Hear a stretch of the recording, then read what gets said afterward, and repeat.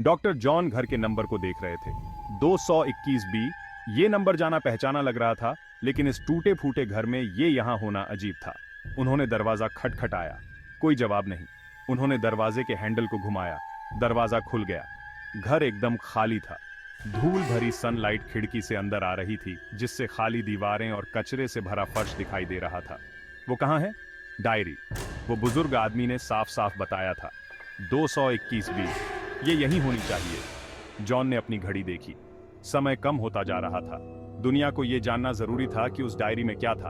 एक virus, deadly, और उसका क्यूर, सब कुछ उन पन्नों में छुपा हुआ था। अलास्का वायरस, एक डरावने नाम से भी ज्यादा डरावना थ्रेट, बहुत तेजी से फैलने वाला, बहुत जल्दी मौत का कारण बनने वाला, कोई इलाज नहीं, या ऐसा ही दुनिया को लगता था। इस डायरी में इसका राज छुपा था। वो बुजुर्ग आदमी, एक वैज्ञानिक जिसने अलास्का के जंगलों में एक गुप्त प्रोजेक्ट पर काम किया था, उसने सब कुछ लिखा था। वायरस, उसकी शुरुआत, उसके असर, और सबसे जरूरी, उसका क्यूर। उसे ये डायरी ढूंढनी ही थी। दुनिया की किस्मत स्टेक पर लगी थी। ये वायरस एक टाइम बम की तरह था, और ये डायरी बचने की एकमात्र होप।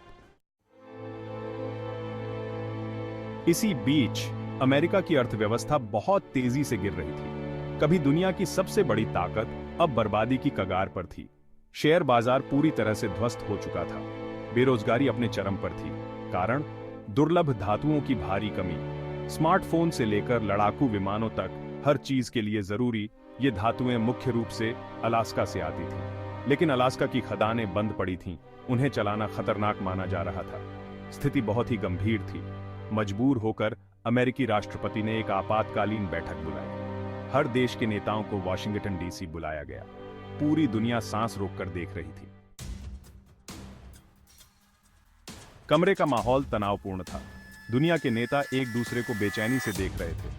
अमेरिकी राष्ट्रपति ने चिंता से भरे चेहरे के साथ सभा को संबोधित किया। हम एक संकट का सामना कर रहे हैं, उन्होंने भारी आवाज में कहा। हमारी अर्थव्यवस्था पीकरा रही है।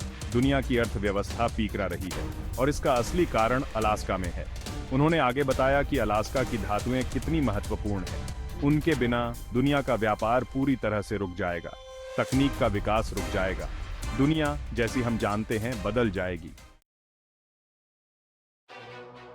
एक उपाय है, राष्ट्रपति ने घोषणा की।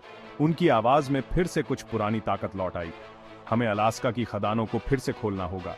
कमरे में एक सा कलेक्टिव गैस्प गूंज उठा। सभी को जोखिम पता था। खदानें न केवल खतरनाक थीं, बल्कि अफवाह थी कि वे ही उस भयानक अलास्का वायरस का स्रोत थीं। उन्हें फिर से खोलने से दुनिया एक ऐसी महामारी की चपेट में आ सकती थी जिसकी कल्पना भी नहीं की जा सकती थी। राष्ट्रपति ने तर्क किया कि जोखिम लेने लायक था। दूसरा ऑप्शन, आर्थिक पतन, बिल्कुल भी स्वीकार्य नहीं था। उन्होंने दुनिया के नेताओं से अपने प्रपोजल का समर्थन करने का आग्रह किया। उनके निवेदन पर सन्नाटा छा गया। दुनिया के नेताओं ने घबराहट भरी नजरों से एक दूसरे को देखा। अंत में एक एक करके उन्होंने अपना विरोध व्यक्त किया। यह बहुत खतरनाक है, ब्रिटिश प्रधानमंत्री ने घोषणा की। हम एक और वैश्विक महामारी फैलने का जोखिम नहीं उठा सकते। हमें और जानकारी चाहिए, जर्मन चांसलर ने जोर देकर कहा। हमें इसमें शामिल रिस्कों को समझने की जरूरत है। यह भावना सभी की थी। दुनिया इसका विरोध करने में एकजुट थी। अलास्का की खदानें बंद रहेंगी, लेकिन कब तक? और इस बच दुनिया का क्या होगा? समय निकला जा रहा था।